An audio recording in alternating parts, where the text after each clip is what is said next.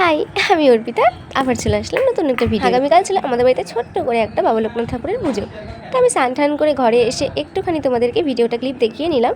তারপর আমি চলে গেলাম পুজো দিতে ঠাকুর ঘরে গিয়ে দেখলাম একটা তো আসন না পাতলে হয় না, তো এক ঠাকুরেরই টুল পাতিয়ে দিলাম। তো তার উপরে একটা কিছু না দিলে ভালো লাগবে না, ঠাকুরকে বসিয়ে দেখলাম কেমন একটা লাগছে। তো তারপরে ঘরে গিয়ে দেখলাম যে ঠাকুরেরই শাড়ির একটা পিস রয়েছে, এটা হচ্ছে ব্লাউজ পিস। তো ওই অংশটাই আমি সুন্দর করে ঠাকুরকে ওখানে বসিয়ে দিলাম। এখন তো একটু ভালোই লাগছে, বসার জায়গাটা বেশ সুন্দরই হয়েছে। তারপর আর কি বাসনপত্র মেজে নিয়ে এসে থালা বাসন, তারপরে ফুল তুলে রেখেছিল মা, তারপরে ঘট আমের পল্লব সব কিছু রেডি করে আমি সুন্দর করে জায়গাটাকে সুন্দর করে সাজিয়ে দিলাম। আর আজকের যে মেন পুজো, বাবা লোকনাথ ঠাকুরের পুজো, তার জন্য আয়োজনটা একটু স্পেশাল, একটু ছোট্ট করে হলো। আমি খুব মন দিয়ে পুজো করেছি, আমি প্রত্যেকবারই করি। এইটুকু ছোট করাটাই আমার কাছে অনেক বড় একটা পুজো।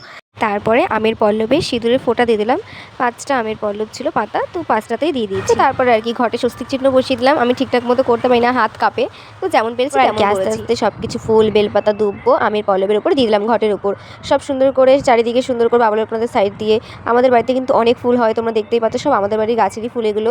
তোমাদের একদিন ফুল তোলার ভিডিওটা দেখিয়ে দেবো সকাল সকাল। আমি তুলি না, বেশিরভাগটা মাই তোলে। বাবা লোকনাথ ঠাকুরের সামনে সাদা জবা দিয়ে দিলাম, চারিদিকে আমি জবা দিয়েই ভরিয়ে দিয়েছিলাম ঠাকুরকে। তারপরে আস্তে আস্তে ঠাকুরের ফলগুলো কেটে ঠাকুরের সামনে দিয়ে দিলাম। গাছ পাকা আম, এটা পাশের বাড়ি হয়েছিল, দিয়েছিল আমাকে।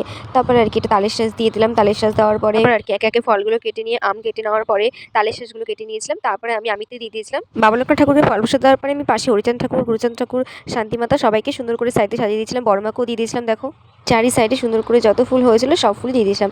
তারপর আর কি বাবা লোকনাথ ঠাকুরের সামনে মোমবাতি জ্বালিয়ে দিয়েছিলাম, ধূপকাঠি জ্বালিয়ে দিয়েছিলাম। তো পুজো দিতে দিতে আমার 3:30 বেজেই গেছিলো, সেই 2টোর সময় বসেছিলাম। বুঝতে তো পারছো, মন দিয়ে পুজো না দিলে আমার মন ভরে না, তো তাই জন্য আমি সুন্দর করে পুজো দিয়েছিলাম। আমি মোমবাতি ধূপকাঠি জ্বালানোর পরে আমার পুজো আপাতত ফল টল দিয়ে ফুল টুল দিয়ে কমপ্লিট। তোমাদের যদি ভালো লেগে থাকে আমার পুজো দেওয়া, তোমরা আমাকে ভালোবাসা দিয়ে পাশে থেকো অবশ্যই। নতুন কেউ হয়ে থাকলে অবশ্যই সাবস্ক্রাইব করে দিও।